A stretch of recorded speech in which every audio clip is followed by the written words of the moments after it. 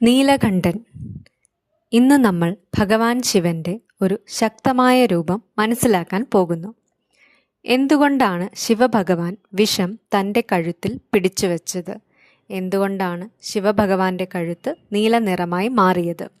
ഇതിന് പിന്നിൽ ഒരു ആത്മീയ അർത്ഥമുണ്ടോ?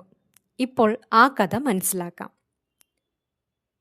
സമുദ്രമഥനത്തിൻ്റെ കഥ. പുരാതന കാലത്ത് ദേവന്മാരും അസുരന്മാരും അമരത്വത്തിൻ്റെ നൈർമല്യം നേടാൻ ആഗ്രഹിച്ചു.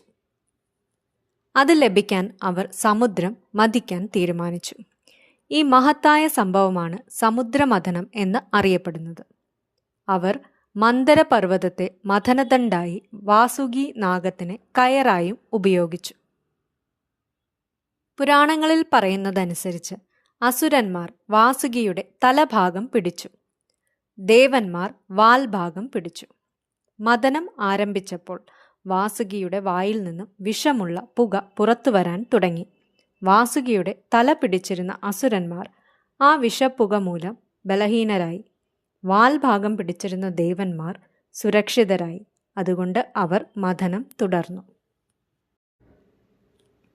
സമുദ്രമഥനത്തിൽ നിന്ന് പുറത്തു വന്ന ദിവ്യനിധികൾ. മഥനം ആരംഭിച്ചതോടെ സമുദ്രത്തിൽ നിന്ന് പല ദിവ്യനിധികളും പുറത്തു വന്നു. കാളകൂട വിഷം. ആദ്യം പുറത്തു വന്നത് ഭയാനകമായ കാളകൂട വിഷം ആയിരുന്നു. അത് മുഴുവൻ പ്രപഞ്ചത്തെയും നശിപ്പിക്കാൻ കഴിയുന്നത്ര ശക്തമായിരുന്നു. കാമധേനു. ഇഷ്ടങ്ങൾ നിറവേറ്റുന്ന ദിവ്യപശു. അവളെ പിന്നീട് മുനികൾക്ക് നൽകി യാഗങ്ങൾക്കും പുണ്യകർമ്മങ്ങൾക്കും ഉപയോഗിച്ചു. ഉച്ചൈസ്രവസ്. ദിവ്യമായ വെള്ളക്കുതിര. അത് അസുരന്മാരുടെ രാജാവിന് ലഭിച്ചു. ഐരാവതം. മഹത്തായ വെള്ള ആന. അത് ഇന്ദ്രന്റെ വാഹനമായി മാറി. ഐരാവതം സ്വർഗത്തിൽ ഇന്ദ്രന്റെ ദിവ്യവാഹനമായി അറിയപ്പെട്ടു. കൗസ്തുഭ മാണിക്യം. ഒരു ദിവ്യരത്നം. അത് ഭഗവാൻ വിഷ്ണുവിന്റെ നെഞ്ചിൽ അലങ്കാരമായി ധരിക്കപ്പെട്ടു. കൽപ്പവൃക്ഷം. ഇഷ്ടങ്ങൾ നിറവേറ്റുന്ന ദിവ്യവൃക്ഷം. അത് സ്വർഗത്തിലെ ഇന്ദ്രന്റെ തോട്ടത്തിൽ നട്ടു. അപ്സരസുകൾ. ദിവ്യ നർത്തകിമാർ. രംഭ, മേനക, ഉർവശി എന്നിവർ ഇന്ദ്രന്റെ സഭയിൽ ദേവന്മാരുടെ വിനോദത്തിനായി താമസിച്ചു. വരുണി. ദിവ്യ മദ്യത്തിന്റെ ദേവി. അവളെ അസുരന്മാർ സ്വീകരിച്ചു. അവരുടെ ആനന്ദത്തിന്റെ ദേവിയായി ആരാധിച്ചു. ചന്ദ്രൻ. ചന്ദ്രൻ സമുദ്രത്തിൽ നിന്ന് ഉദിച്ചു. പിന്നീട് ശിവഭഗവാന്റെ ജടയിൽ സ്ഥാനം ലഭിച്ചു. അതുകൊണ്ട് ശിവഭഗവാൻ ചന്ദ്രമൗലീശ്വരൻ എന്ന പേരിലും അറിയപ്പെട്ടു. ലക്ഷ്മി. സമ്പത്തിൻ്റെയും ഐശ്വര്യത്തിൻ്റെയും ദേവിയായ ലക്ഷ്മി സമുദ്രത്തിൽ നിന്ന് ഉദിച്ചു. ദേവി ഭഗവാൻ വിഷ്ണുവിനോടൊപ്പം ലോകത്തിനാകെ സമ്പത്തിൻ്റെ ദേവിയായി മാറി. പാരിജാത വൃക്ഷം. സ്വർഗീയമായ ദിവ്യവൃക്ഷം. അത് ഇന്ദ്രന്റെ തോട്ടത്തിൽ നട്ടു. ശാരംഗധനുസ്. ദിവ്യമായ ഒരു വില്ല്. അത് ഭഗവാൻ വിഷ്ണുവിന്റെ ആയുധമായി മാറി. ധന്വന്തിരി. ദിവ്യവൈദ്യനായ ധന്വന്തിരി കയ്യിൽ അമൃതകലശം എടുത്ത് സമുദ്രത്തിൽ നിന്നും പുറത്തു വന്നു. അദ്ദേഹം പിന്നീട് ആയുർവേദത്തിന്റെ ദേവനായി അറിയപ്പെട്ടു. അമൃതം. അവസാനം അമരത്വത്തിന്റെ അമൃതം ഒരു സ്വർണ്ണ കലശത്തിൽ പ്രത്യക്ഷപ്പെട്ടു. അത് നേടാൻ ദേവന്മാരും അസുരന്മാരും തമ്മിൽ പോരാടി. അവസാനം അമൃതം ദേവന്മാർക്ക് ലഭിച്ചു. ഭയാനകമായ വിഷം. അമൃത് പുറത്തു വരുന്നതിനു മുമ്പ് ഭയാനകമായ കാളകൂട വിഷം സമുദ്രത്തിൽ നിന്ന് പുറത്തു വന്നു. ആ വിഷത്തിന്റെ ചൂടും പുകയും പ്രപഞ്ചം മുഴുവനും വ്യാപിക്കാൻ തുടങ്ങി. ദേവന്മാരും അസുരന്മാരും ഭയത്തോടെ വിറച്ചു.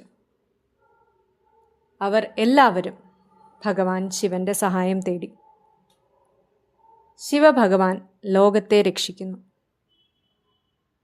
ലോകം നേരിടുന്ന അപകടം കണ്ടപ്പോൾ ശിവഭഗവാൻ ഉടൻ മുന്നോട്ട് വന്നു. ഭഗവാൻ ആ വിഷം കയ്യിലെടുത്ത് കുടിച്ചു. ആ വിഷം തൻ്റെ കഴുത്തിൽ തന്നെ നിലനിർത്തി. വിഷം ശരീരത്തിലേക്ക് പോകാതിരിക്കാനായി പാർവതീദേവി ശിവഭഗവാന്റെ കഴുത്ത് സാവധാനമായി പിടിച്ചു.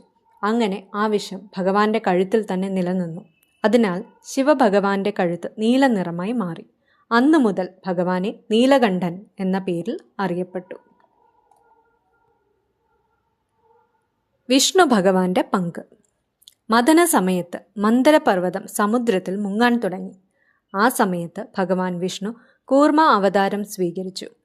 ഭഗവാൻ വിഷ്ണു പർവ്വതത്തെ തൻ്റെ പിറകിൽ താങ്ങി മഥനം തുടരാൻ സഹായിച്ചു. പിന്നീട് അസുരന്മാർ അമൃത് എടുക്കാൻ ശ്രമിച്ചപ്പോൾ ഭഗവാൻ വിഷ്ണു മോഹിനി രൂപത്തിൽ പ്രത്യക്ഷപ്പെട്ടു. മോഹിനി രൂപത്തിൽ അമൃത് ദേവന്മാർക്ക് മാത്രം വിതരണം ചെയ്തു. ഇങ്ങനെ പ്രപഞ്ചത്തിലെ സന്തുലനം വീണ്ടും സ്ഥാപിച്ചു.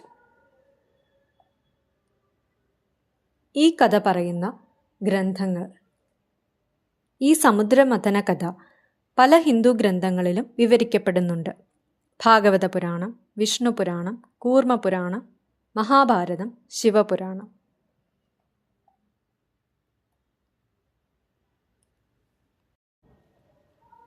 താന്ത്രിക മഹാവിദ്യ പരമ്പര. താന്ത്രിക സമ്പ്രദായങ്ങളിൽ പ്രത്യേകിച്ച് ദശമഹാവിദ്യകളുമായി ബന്ധപ്പെട്ട പാരമ്പര്യ കഥകളിൽ മറ്റൊരു കഥ കാണപ്പെടുന്നു. ഇവിടെ ദേവി താര ഒരു വിശ്വമാതാവായി പ്രത്യക്ഷപ്പെടുന്നു. ഈ കഥ ഇങ്ങനെ പറയുന്നു. ശിവൻ വിഷം കുടിച്ചതിന് ശേഷം അതിൻ്റെ ചൂട് സഹിക്കാനാകാത്തതായി മാറി. അപ്പോൾ ദേവി താര പ്രത്യക്ഷപ്പെട്ടു. ഒരമ്മ കുഞ്ഞിനെ കൈകളിൽ എടുക്കുന്നത് പോലെ അവൾ ശിവനെ കൈകളിൽ എടുത്തു. ദേവി ശിവന് പാൽ കൊടുത്തു. ആ ദിവ്യപാൽ വിഷത്തിൻ്റെ ചൂട് ശമിപ്പിക്കുകയും അത് നിഷ്പ്രഭമാക്കുകയും ചെയ്തു. അതിനാലാണ് ചില പ്രതിമകളിൽ താര ശിവന് പാൽ കൊടുക്കുന്ന രൂപത്തിൽ കാണപ്പെടുന്നത്. ഈ കഥ സമുദ്രമഥനത്തെ വിവരിക്കുന്ന പ്രധാന പുരാണങ്ങളിൽ കാണപ്പെടുന്നില്ല. ആഴത്തിലുള്ള അർത്ഥം. നാശകരമായ ശക്തികൾ ഉയർന്നു വരുമ്പോൾ ശക്തി ദേവി ശിവനെ സംരക്ഷിക്കുകയും സമതുലിതമാക്കുകയും ചെയ്യുന്നു. ഈ കഥയുടെ അർത്ഥം. ഈ കഥയ്ക്ക് ആഴമുള്ള അർത്ഥമുണ്ട്. സമുദ്രം പ്രപഞ്ചത്തെയും മനുഷ്യ മനസ്സിനെയും സൂചിപ്പിക്കുന്നു. മഥനം ജീവിതത്തിലെ പരിശ്രമവും പോരാട്ടവും സൂചിപ്പിക്കുന്നു. ജീവിതത്തെ മതിക്കുമ്പോൾ നല്ലതും മോശവും പുറത്തു വരും. പലപ്പോഴും ആദ്യം വരുന്നത് വിഷം പോലെ നെഗറ്റിവിറ്റിയാണ്. നമ്മൾ പഠിക്കേണ്ടത്. ജീവിതത്തിൽ കോപം, വിമർശനം, വേദന, വിഷമം എന്നിവ വരാം. നെഗറ്റിവിറ്റി നമ്മൾ വിഴുങ്ങിയാൽ അത് നമ്മെ നശിപ്പിക്കും.